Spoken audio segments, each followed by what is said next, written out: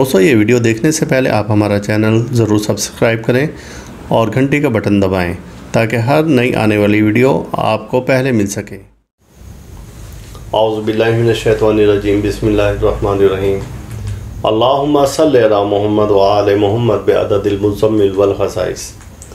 नाज़रीन TRTV अस्सलामु अलैकुम।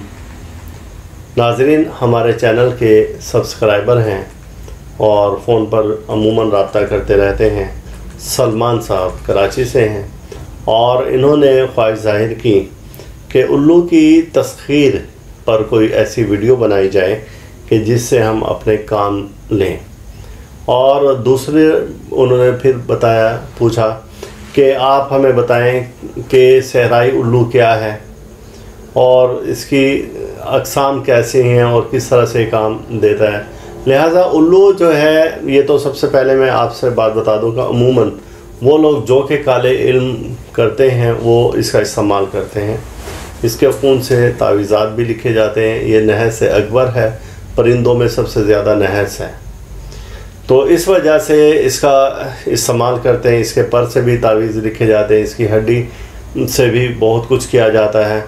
लिहाजा ये है कि आप इससे अगर दूर रहें तो बहुत अच्छी बात है।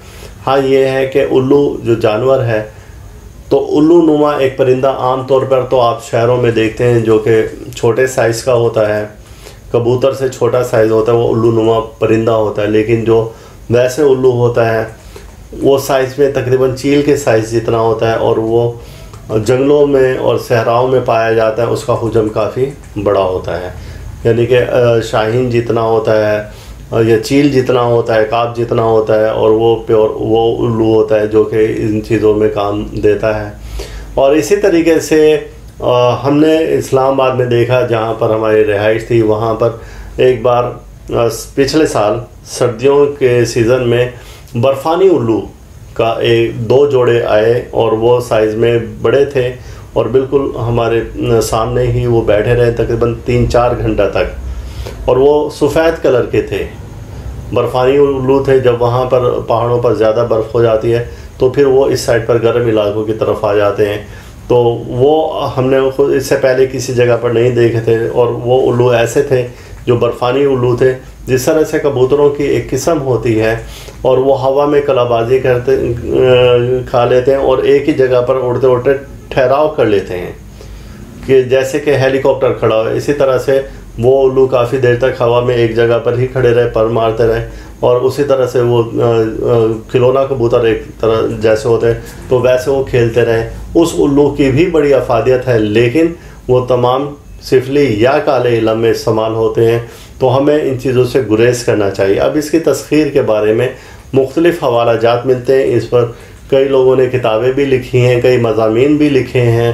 तो लिहाजा हमारा वो टॉपिक नहीं है कि हम सिफली इल्म को डिस्कस करें अपने इस चैनल पर, या हम काले इल्म को डिस्कस करें।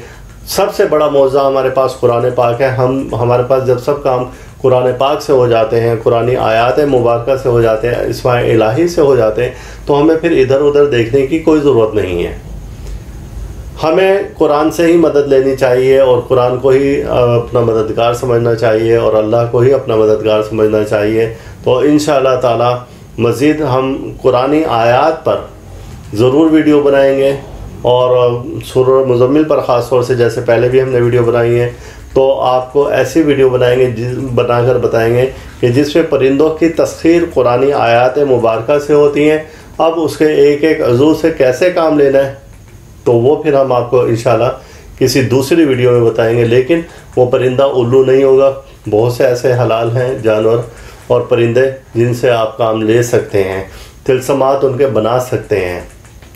और आप दोस्तों की सिर्फ दिलचस्पी को मद्देनज़र रखते हुए एक मामूली सा तिलिस्म बता रहा हूँ कि जिस घर में या जिस दुकान में कोई किसी भी किस्म की बंदिश हो, ये तिलिस्म बता रहा हूँ कि तो आप घोड़े की दुम के बाल आप दरवाज़े पर किसी तरह से बांध दें, कील के साथ बांध दें, तो उस घर से या उस दुकान से बंदिश ख़त्म हो जाएगी। ये तिलिस्मात ऐसे होते हैं, इसमें कोई आपको विर्द वजीफ़ा नहीं करना पड़ता, सिर्फ अल्लाह पाक ने उसकी बरकत से ऐसी चीज़ें खोल दी होती हैं कि जिससे आप बआसानी اپنے مسائل میں مدد لے سکتے ہیں. جیسے کہ سامری جادوگر جو ہے وہ کوئی منتر وغیرہ نہیں پڑھتا تھا, کوئی اس کے پاس اس قسم کی چیزیں نہیں تھیں, لیکن اس کو طلسمات کے بارے میں بہت معلوم تھا. کہ کہا جاتا ہے کہ جبرائیل علیہ السلام جس وقت تشریف لے گئے اس کے ساتھ, تو اس نے ان کے پاؤں کی مٹی اور خاک اٹھائی اور اس بھیڑ پر یا بت پر پھینکی اور وہ بولنے لگ گیا. یہ اس قسم کے طلسم ہیں, اور ایسے بے شمار طلسمات ہیں جو ہمارے ارد گرد بکھرے ہوئے, لیکن ہمیں علم نہیں ہے تو ہم اسے ضائع کر دیتے ہیں. انشاءاللہ طلسمات پر ویڈیو ضرور بنائیں گے, اور آپ کی کوئی بھی خواہش ہو اور کچھ بھی آپ بات معلوم کرنا چاہتے ہو تو آپ کمنٹس میں ضرور اپنی رائے کا اظہار کریں. اللہ تعالی ہم سب کا روحانی مزاج اسی طرح سے برقرار رکھے. اللہ حافظ.